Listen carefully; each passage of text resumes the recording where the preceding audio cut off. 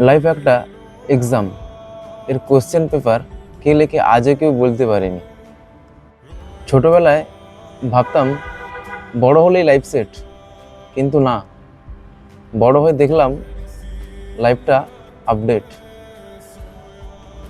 যখন স্কুলে ছিলাম প্রবলেম ছিল হোমওয়ার্ক, যখন বড় হয়ে দেখলাম ওয়ার্কটাই হোম হয়ে গেল।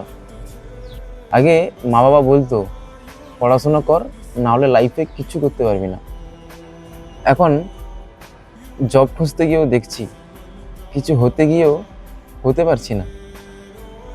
আর রিলেশনশিপ, ওটা তো বোনাস পয়েন্ট।